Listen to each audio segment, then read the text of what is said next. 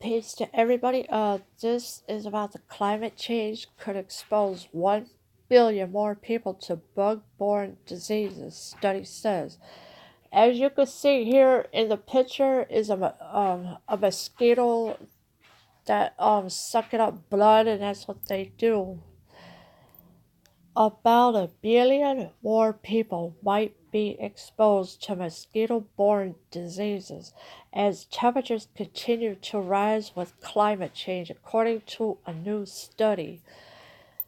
As the planet gets warmer, scientists say diseases like Zika,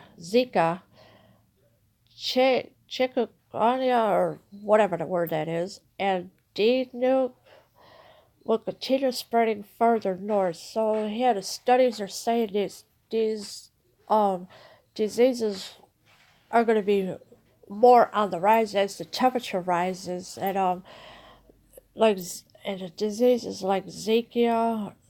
That word I can't even say, and I know. Don't judge me, because I know there's words you can't say either. So leave me alone. And this other thing will continue spreading further north. The authors of the new study published Thursday in the journal PLOS Neglected Tropical Disease created a model that includes data on predicted temperatures changes and the known range of the date biting disease carrying mosquitoes. And Aedes albopicus and whatever those words are. But yeah, it is. It, they are publishing it in I guess in their journal or whatever they are publishing it in.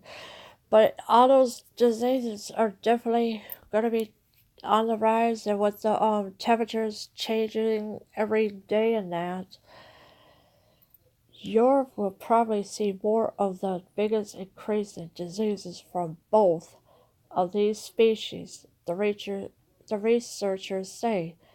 The United States, East Asia, high elevation, parts of Central America, East Africa, and Canada will also see a large increase in risk for these diseases. So the places that I just mentioned, they will see more of the increase of all these diseases that are being brought out by mosquitoes, and they will be having problems. And of course, Europe is already have bigger will be see some more the biggest increase in diseases. The much warmer climates in Southeast Asia and West Africa will not be as suitable for the albopictus species. So Africa and Asia East and West Africa won't be suitable for those kind of diseases. This study complements previous work on the link between climate change and bugs. Will bugging us to death? The fourth National Climate Assessment, published by the U.S. government in November, suggested that North America could see some of the largest increases in diseases. Other reports have suggested that climate change could halt and reverse progress in human health over the past century. Yes, so all right, it could halt and reverse the progress in human health. That would be great if it did. But the study complements their previous work on the link between climate change and bugs, and people die every day from these mosquito bites or these diseases that are being brought up. The cases of disease caused by mosquitoes have been increasing. A study in May found that tick and mosquito-borne diseases have more than tripled since 2004 in the United States. About a sixth of the illnesses and disability cases worldwide come from these conditions, according to the World Health Organization. Every year, a billion people are infected, and more than a billion die from them. So yeah, so now you got a million people, or a billion people that are infected, and then a billion die every year, die from them, from these diseases. So they really have tripled since 2004. The new study found that the number of people who will be at risk for these diseases in any month of the year will increase substantially by 2050, by about half a billion by 2080.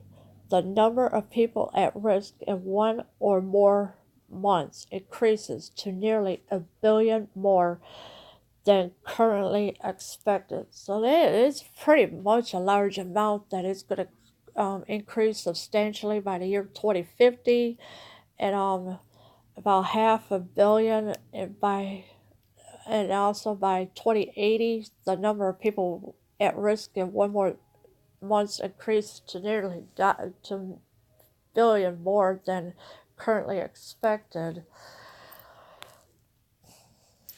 This model recreated is a really large planning tool, said lead study author Sadi Ryan, an associate professor of medical geography at the University of Florida.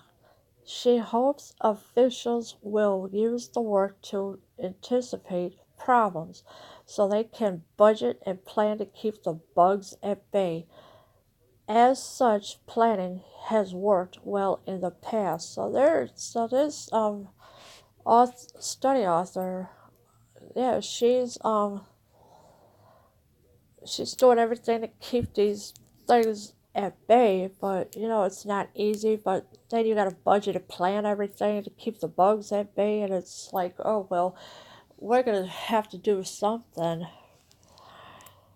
If you think about why we don't have malaria in the US now, it is because we had incredibly successful vector control, Ryan said. We have these tools, but we have to want to use them. So they have this tool to keep that certain disease away, and why weren't we introduced to it? Because that would have helped a lot to keep these blood sucking mosquitoes away. Ryan cautioned that countries in South and Central America had mostly gotten rid of AIDS, whatever. By the 1970s, their vector control effort was so efficient. Then we stopped funding it as well, and then it came roaring back in the 80s. So they had been funding it for a while, but then of course it stopped, and it just came roaring like a lion right back in the 80s. The study is provocative and well worth paying attention to, said Dr. Myron Cohen, a professor and director of the Institute for Global Health and Infectious Diseases at the University of North Carolina at Chapel Hill. Cohen was not involved in the study, but he worked on research involving mosquito-borne diseases such as Zika. So Dr. Myron Coleman was not involved in the study at all. He just did a lot of research on these mosquito-borne diseases such as Zika. The important question, he says, is whether politicians and policymakers, the ones who will need to make the changes to slow climate change and prepare for its consequences, see studies like this and act. So yeah, they're trying to make, they want the politicians and policymakers to make these changes, but you cannot change it overnight because it doesn't work like that. It's not. I mean, come on, ice. Yeah, we know the glacier ice is melting somewhere, and of course, everything is going to become a mess after that. If Florida, for instance, is going to see a lot of dengue, or they're going to need to be better prepared. And if the southern U.S. is going to suffer more dengue, that would be bad, Cohen said. Information like this is very interesting and very important. We hope politicians and policymakers will get this and act on this concern. So in Florida, yeah, it's pretty much bad for the mosquitoes, and then of course, um, Cohen said information like this is very interesting, and he wants the politicians and the policymakers to act on this concern as soon as they can. That's what because people are just getting real frustrated with mosquitoes biting them every year. Leave your comments below. I am out.